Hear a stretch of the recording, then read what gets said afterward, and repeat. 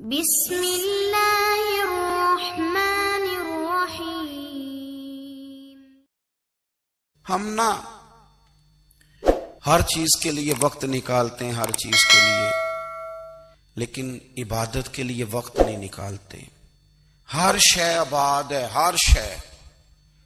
हमारी फेसबुक भी आबाद है, व्हाट्सएप भी आबाद है, हमारे ट्विटर भी आबाद हैं, हमारी हर चीज आबाद है। सबसे कम आबाद हमारा मुसल्ला रह गया है, सबसे कम। वो लोग अब ढूंढने से मिलते हैं जिनकी बगल में मुसल्ला होता था। मेरे भाई, आप कितना को दुनिया के पीछे भागोगे, थका देगी।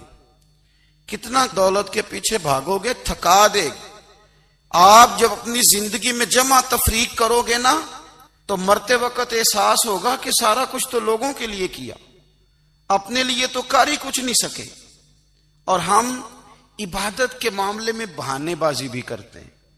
हम कहते हैं ओहो, रिस्क कमाना भी तो इबादत ही है ना, तो मैं हलाल रोजी के लिए जा रहा हूं, ये भी तो इबादत है ना। मेरी तरह के लोग कह देते हैं कि मैं सवेरे उठ के मदरसे में कुछ असबाक देखता हूं, तो ये भी तो इबादत है। मैं बयान करने के लिए मुताला करता हूं, तो ये भी तो इबादत है ना।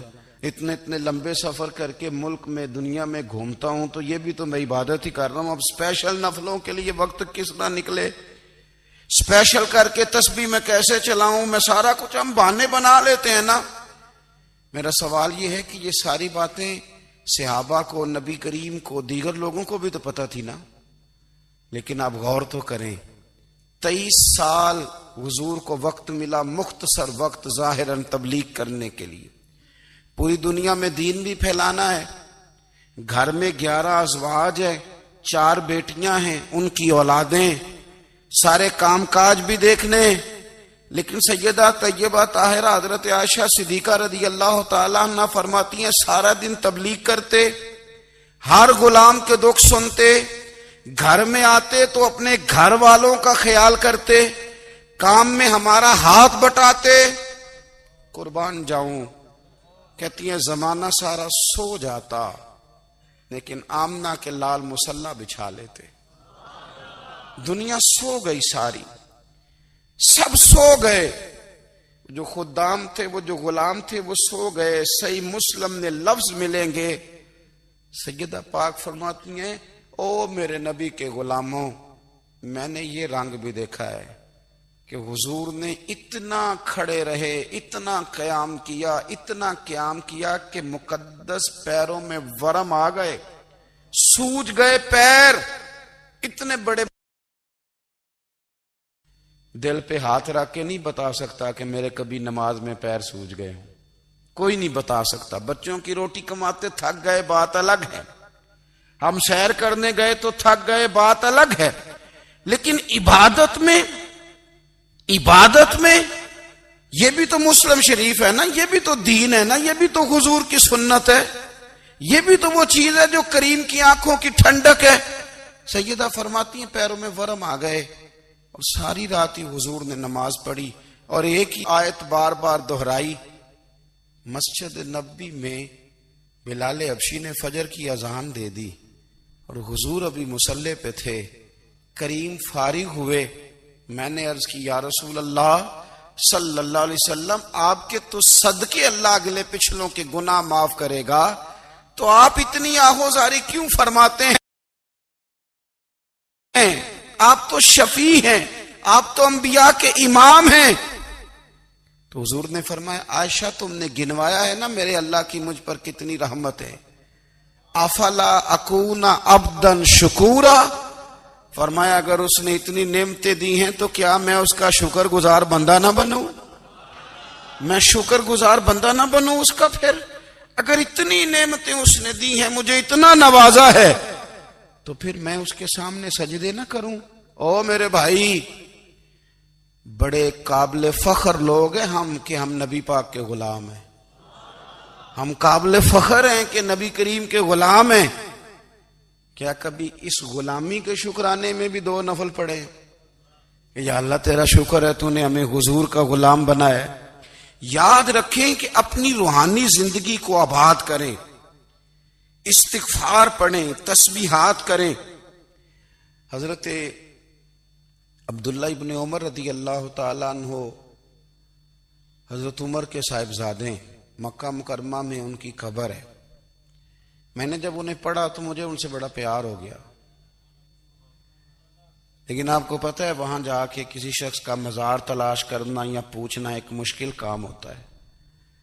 तो एक दफा मैं मक्का शरीफ में हाजिर था, तो एक गाड़ी वाला ड्राइवर मुझे कहने लगा कि मौलाना मैं आपको जानता हूँ, मुझे आपसे मोहब्बत है, एक बात बताऊं आपको। मैंने कहा बताओ। कहने लगे हज़रत अब्दुल्ला इब्ने उमर की कब्र देखनी है। मैंने कहा ये तू नहीं कह रहा, ये किसी ने बंदोबस्त कराया है, ये अल्लाह ने तेरे दिल में बात डाली है, ये हो गया, तू ले चल मुझे। हजरत अब्दुल्ला इब्ने उमर को नबी पाक ने फरमाया था राजुलुन सालिह, ये नेक बंदा है, ये मुत्तकी आदमी। हज़रत अब्दुल्ला इब्ने उमर रदी अल्लाह ताला अन्हु सैयदना फारूक आजम रदी अल्लाह ताला अन्हु के साहिबजादे हैं और इनकी हमशीरा सैयदा हफ्सा रदी अल्लाह ताला अन्हा हुजूर की ज़ौजा मोहतरमा है। एक दिन अपनी हमशीरा से कहने लगे कि नबी करीम सल्लल्लाहु ताला अलैहि वसल्लम घर में आए ना, और अगर हुजूर गम उम्मत में परेशान ना हो, तबीयत को हशाश बशाश देखो, तो जरा पूछना तो सही हुजूर का मेरे बारे में क्या ख्याल है।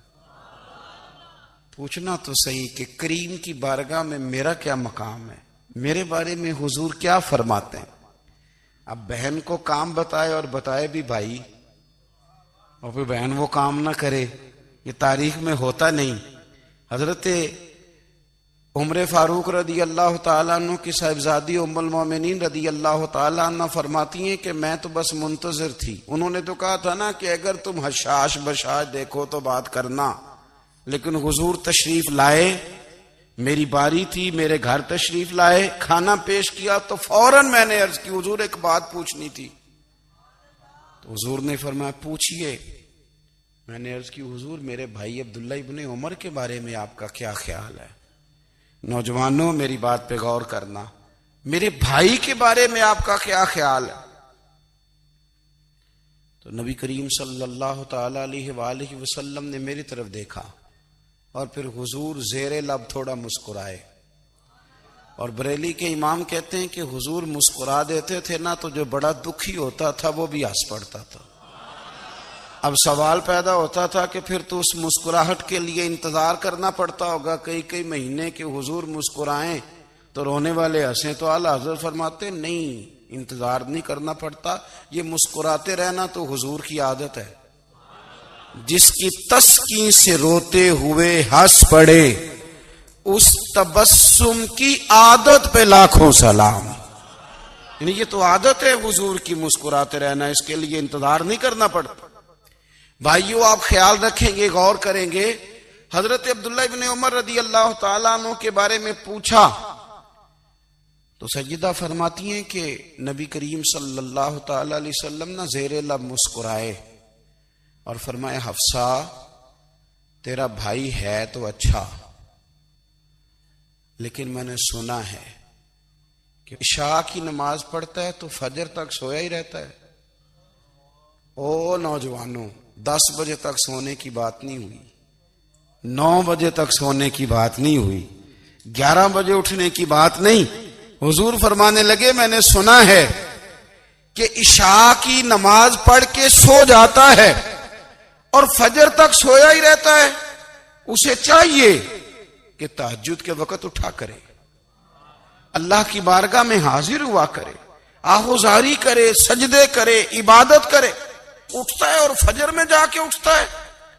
हजरत जनाब हफ्सा रदी अल्लाह ताला अन्हा कहती है मैंने जनाब अब्दुल्ला इब्ने उमर को पैगाम दिया और मैंने कहा मेरे जवान भाई सुन। नबी पाक ने फरमाया है तो अच्छा, पर तहज्जुद में नहीं उठता, नफल नहीं पढ़ता।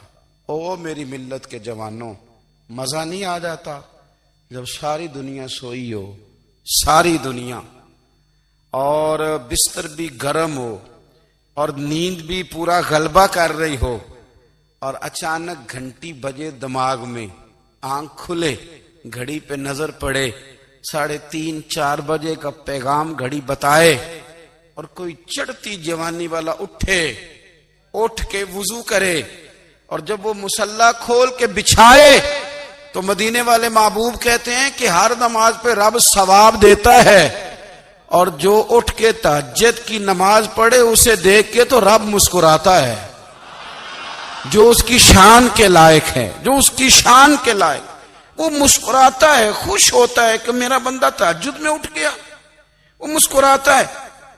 काश हमारी सुबहें कभी अपने मालिक के नाम हो जाएं। काश के सुबह हजरत अबुल हसन रहमतुल्लाह ताला अलैह हजरत माज इब्ने जबल रदी अल्लाह ताला अन्हु के पास बैठा करते थे। फरमाते हैं उनसे जो प्यार बढ़ा तो फिर मेरा मुसल्ले से भी बढ़ गया। ताबिएं फरमाते हैं सहाबी रसूल से मोहब्बत हुई तो जिक्र से भी हो गई, फिर दुरूद शरीफ से भी हो गई। मोहब्बत उनसे बढ़ी तो फिर अल्लाह ने मस्जिद का प्यार भी बढ़ा दिया। आप फरमाते हैं कि मेरी हर वक्त भी ये चाहती थी कि बस अल्लाह अल्लाह करूं, बस अल्लाह अल्लाह करूं, बस ना मैं जरा थोड़ी जान छुड़ाऊं लोगों से, को 10 मिनट मिले तो मैं कुछ 4 नफल पढ़ लूं, मैं थोड़ा सा ना बचूं लोगों से, और मुझे तस्बीह मिले तो मैं ना कुछ 400-500 दफा इस्तिगफार पढ़ूं, सुभान अल्लाह, अल्हम्दुलिल्लाह, अल्लाहु अकबर, ला हौला वला कुव्वता इल्ला बिल्लाह, मैं ना तस्बीहात पढ़ूं। फरमाते हैं कि बच्चे थे घर में 6-7, गुर्बत थी, काम मिलता कोई नहीं था, और मैं काम चोर नहीं था, काम ढूंढता था, पर अल्लाह की कुदरत के काम नहीं मिलता था। फरमाते हैं कि मैंने एक दिन अपनी अहलिया से कहा कि आज मैं फिर जाता हूं काम ढूंढने, तो मेरी बीवी बड़ी फर्मा बरदार थी, पर उस दिन ना गुर्बत के हाथों तंग आके कहने लगी आज नाना कोई तू चीज लेके आया, तो मुझसे बच्चों की भूख नहीं देखी जाती, ये सब रोगां दा रोग मुहम्मद जिसदा नाम गरीबी, कंड बुला के लंघ जांदे नी दोस्त यार करीबी, आज ना कुछ लेके आया तो मैं बच्चे लेके चली जाऊंगी। शेख फरमाते हैं कि मैं बड़ा परेशान घर से निकला, पर मैंने सुबह से लेके जोर तक काम ढूंढा, काम मिला कोई नहीं। तो मेरे दिल में ख्याल आया चलो काम नहीं मिलता तो अल्लाह अल्लाह तो करे ना, चलो बंदों की मजदूरी नहीं मिलती तो रब करीम की इबादत ही करते हैं। फरमाते हैं कि मैंने ना फुरात के पानी से वुजू किया, नहर के, शदीद धूप थी, साथ रेत थी और रेत तप रही थी, मैंने अपना रुमाल वहीं मुसल्ला के तौर पर बिछा लिया और फरमाते हैं कि जोर से लेकर असर तक नमाज पढ़ी, धूप भी पूरे जोर पे, पर मेरे सजदे का ज़ौक़ भी पूरे जोर पे। फरमाते हैं सूरज भी चमक रहा है और रब की इबादत का ज़ौक़ भी पूरे जोर पे, मैं सजदा करूं तो फिर मेरा उठाने को जी ना चाहे। मेरे उस्ताद लिखा करते थे, ये उनका शेर है, वो कहा करते थे मुझे सोज दे, मुझे साज दे और मुझे नीम शब का न्याज दे, दमे सजदा खुद को मैं तोड़ दूं, मुझे ऐसा ज़ौक़े नमाज दे। और मैं तेरी बहार का फूल हूं, मैं खिला भी हूं तो तेरे लिए, मुझे मेरी शाख से तोड़ ले, मुझे अपनी जुल्फ का नाज दे। भाई फरमाते हैं कि असर तक मैंने नफल पढ़े, दिल ढलने लगा, असर की नमाज पढ़ी और मैं वहां से चला। अब मैं जब निकलने लगा तो दिल में ख्याल आया कि छोटी छोटी दीवारें हैं घर की, बगैर कुछ लिए जाऊंगा तो बीवी दूर से देखेगी तो शोर करेगी कि फिर खाली हाथ आ गया है। कहते मैंने अपने उसी रुमाल में जिस पे मैंने नमाज पढ़ी थी ना, रुमाल में की आखी दे पंजाबी च साफा कहते हैं, उसी में ना मैंने कुछ रेत भर ली कि वो दूर से देखेगी तो समझेगी कुछ लेके आया है। चलो जाके उसे बता दूंगा कि आज फिर मजदूरी नहीं मिली। कहते हैं वो रेत लेकर जब मैं घर में गया तो पहले बीवी दरवाजे पे खड़ी होती थी, पूछती थी खाली हाथ आ गए हो? आज मैंने देखा तो है ही कोई नहीं। फरमाते हैं मैं अंदर दाखिल हुआ, सलाम लिए, कोने में मैंने वो रुमाल रख दिया और मैंने आवाज दी कि भली मानस कहां हो? तो वो कहने लगी आप मुंह हाथ धो ले, मैं रोटी लेके आई। मैंने कहा रोटी कहां से आ गई? यहां तो कई दिनों के फाके, तो कई दिनों की गुर्बत है, यहां तो इस घर में तो फकीरी है। फरमाते हैं कि वो रोटी लेके आई और उस वक्त की जो मौजूदा नेमतें थी, समझ ले सलाद अचार हर चीज साथ लाई। मैंने कहा कि बच्चे कहां गए?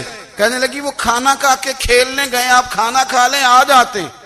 खाना उसने चुन दिया। मैंने हैरत अंगेज लहजे में सारी नेमतें अपने दस्तरखान पे देख करके बीवी से पूछा, ये कहां से आया खाना? बच्चों को तूने कहां से खाना खिलाया? ये सारा कुछ कैसा है? तो कहने लगी, पता नहीं आज आप किस करीम की मजदूरी करने चले गए थे, पता नहीं किस करीम की। मेरे घर में तो इतनी नेमतें आई हैं कि मुझसे संभाली नहीं जा रही। इतना अनाज है, इतना गंदुम है, किस करीम के दरवाजे आज चले गए थे? ये कहते कहते वो उठी और उठ करके कहने लगी, पहले ही बड़ा कुछ आया था, अब क्या ले आए हो? और जा करके ना उसने वो रेत वाला रुमाल खोला। कहने लगे, मैं तो लेके आया था रेत, तो मेरे रब ने उसे भी सोने और हीरे बना दिया था। जब आपकी तवज्जो अल्लाह की जानी, मेरे नबी पाक सल्लल्लाहु ताला अलैहि वसल्लम ने फरमाया, हर चीज अपने रब से मांग, हर चीज मांग, हर चीज मांग। या रसूलल्लाह क्या कुछ? मेरे महबूब ने फरमाया, तेरे घर में नमक भी खत्म हो जाए तो वो भी अपने रब से मांगा कर। तू मांगना, वो तुझे देगा। तू उसकी बारगाह में कशकोले तलब दराज तो करना। और तिरमिजी शरीफ में अजीब लफ्ज है, रसूल कायनात ने फरमाया, रब करीम फरमाता है, जब मेरा बंदा हाथ उठाता है ना तो मुझे हया आती है कि मैं खाली कैसे लौटा दूं इसके। इतने बड़े बादशाह की बारगाह में। ओ भाई, लोगों से इज्जतें तलाश करते हो तो वो क्या तुम्हें इज्जत देंगे? वो तो कल अच्छा कहते हैं, परसों बुरा कहने लग जाते हैं। लोगों के सामने गुड बुक में आना चाहोगे तो वो तो सवेरे तुम्हारे बारे में कुछ कहेंगे, शाम कुछ और कहेंगे। अपनी रूहानी जिंदगी आबाद करें, अपने मुसल्ले को वक्त दें और दुनिया से छुप कर, इस मोबाइल को बंद करके और अपने आप से भी छुप के और तन्हा होके छुपा के सारा कुछ अपने आंसू अपने रब की बारगाह में पेश करें, उसके हुजूर हाजिरी दें। सुनो ना तिरमिज़ी